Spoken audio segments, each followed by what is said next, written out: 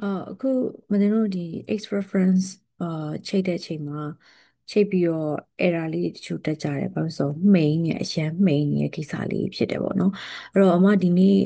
အဲ့လိုမျိုး main နေတဲ့ကိစ္စလေးနဲ့ပတ်သက်တဲ့ဆက်ဆက်နေတဲ့တခြားသောအကြောင်းအရာလေးတွေပါအမဒီနေ့အဲ့ဒါလေးကိုစုစည်းပြီးတော့တစ်ချက်ပြောပြပေးပါပေါ့နော် fate ဖြစ်တယ်လို့ခေါ်တာပေါ့နော် FATE ပေါ့နော် fate ဖြစ်တယ်အဲ့တော့ fate ဖြစ်တယ်ဆိုတော့အခုပထမဆုံးအနေနဲ့ X reference ကိုညီတို့စပြောပြပေးမယ်အဲ့တော့ option တွေကိုအရင်ဆုံးသွားမယ်ပေါ့နော်မတို့ option ထဲမှာfake ဖြစ်တယ်ဆိုတော့မတို့ display နဲ့ဆိုင်တာနော်မြင်ရတာမမြင်ရတာမှုံမှုံကြီးမြင်နေရတယ်အဲ့တော့ display နဲ့ဆိုင်တဲ့မှာမှန်များတော့ display အောက်ထဲမှာထည့်ထားတယ်နော်အဲ့ထဲမှာ fake control ဆိုတာရှိတယ်အဲ့မှာ H reference display ဆိုတာရှိတယ်ကွာအဲ့ H reference display ထဲမှာဒီဒါလေးတွေကိုမတို့ adjust လုပ်ခြင်းအပြင်မတို့ရဲ့ဒီ link ချိတ်ထားတဲ့ H reference file ကနော်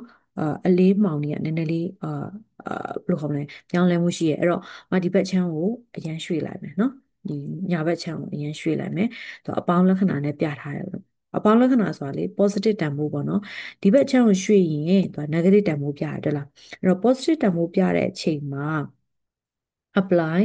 okay နှိပ်ပြီးတော့ထွက်ချလိုက်ရင်ကိုချိတ်ထားတဲ့ age reference ကအရင်မှိန်ကျသွားတယ်ဟုတ်နော်အဲ့တော့ option တွေကိုသွားပြီးသွားတဲ့အချိန်မှာတို့နောက်ထပ်တစ်ခုက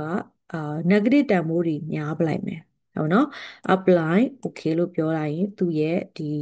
age reference လေးကလင်းလာတယ်โอเคနော်ဒါတစ်ခုဒါ age reference ဆက်တဲ့ fading ဘိုင်းကို control လုပ်တဲ့နေရာလေးတစ်ခုပေါ့အဲ့တော့ကိုယ်စိတ်ကြိုက်သွားပြီးတော့ဒီ OP under နှိပ်ပြီးတော့ option ထဲမှာမလုပ်လို့ရလဲဆိုရင်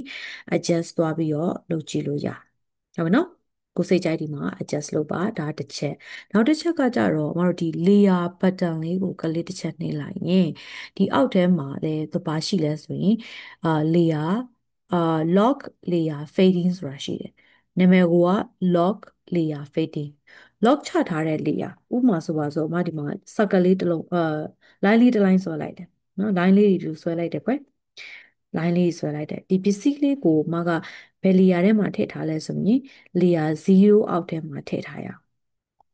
layer 0ပေါ့နော်အဲဆိုရင်သူကဒီမှာကြည့်ဆက်လက်ပေးလိုက်တာနဲ့ဒီမှာ layer 0တွေ့တာ layer 0ပေါ့နော် layer 0အောက်ထဲမှာသူကထည့်ထားတယ်အဲ့တော့သူ့ကိုကလစ်တစ်ချက်နှိပ်ပြီးတော့ဖွင့်လိုက်မယ်အဲ့ layer ကို lock ချလိုက်မယ် lock layer ဆိုတာဒါကိုပြောချင်တာပေါ့နော်ဒီ layer ကိုမတို့ lock ချလိုက်တဲ့အချိန်မှာတွေ့ရတဲ့ဒီပစ္စည်းရဲ့အာတွေ့ရတဲ့ပစ္စည်းရဲ့အယောင်လို့ပြောရမလားအယောင်အမိန်အာလို့မှိန်တာဒါမှမဟုတ်ထင်းတာလားပေါ့နော်အဲ့ဒါတွေကိုမတို့ fading ကိုမလုပ်ရဒီမှာ control လုပ်လို့ရတယ်ဒီနေရာလေးကိုမတို့ကလေးတစ်ချက်သွားနှိပ်ပြီးတော့ percentage တွေပို့ပြီးတော့များသွားတယ်ဒါဆိုရင် percentage များသွားလေလေအဲ့လိုမျိုး lock ချထားတဲ့လေကမှိန်ကျသွားလေလေ percentage နည်းသွားရင်တော့ဘာဖြစ်ပါမလဲ percentage နည်းသွားလေလေထင်းလာလေလေပဲပေါ့ဟုတ်နော်ဒီမှာသတိထားမိလိုက်မယ်ထင်တယ်အဲဆိုမသိဒီမှာဒီဘက်ချမ်းကိုနည်းနည်းလေး percentage တွေများအောင်တိုးလိုက်မယ်80နီးပါးလောက်ဖြစ်သွားအရင်မှိန်သွားရတယ်လားနော်ဒါအရန်တိတာသွားတဲ့ပုံစံလေးကိုပြချင်လို့80လောက်ထားတာပေါ့နော်အဲဆိုတဝက်လောက်ထားမလားဒါမှမဟုတ်ဆိုရင်အာဘယ်လိုခေါ်နည်းနည်းလေးလင်းစေချင်တယ်ဆိုတော့ဒီလိုကတ်ထားပါလုံးဝ original တိုင်းဖြစ်စေချင်တယ်ဆိုတော့လုံးဝဒီရှီကို0%ပဲထားပါတော့နည်းနည်းလေးမှိန်ထားခြင်းနဲ့ဆိုရင်ဒီမှာ control လုပ်လို့ရတယ်အဲ့တော့ log layer fading ပေါ့နော်ဆိုတော့ဒါဆိုရင်မဒီနေ့ပြောပြပြီးသွားတာနှစ်ခုရှိတယ်ပထမတစ်ခုက H reference ရဲ့ fading ရဲ့နောက်တစ်ခုကကြတော့ log ချထားတဲ့ layer အတွက် fading ရဲ့โอเคနော်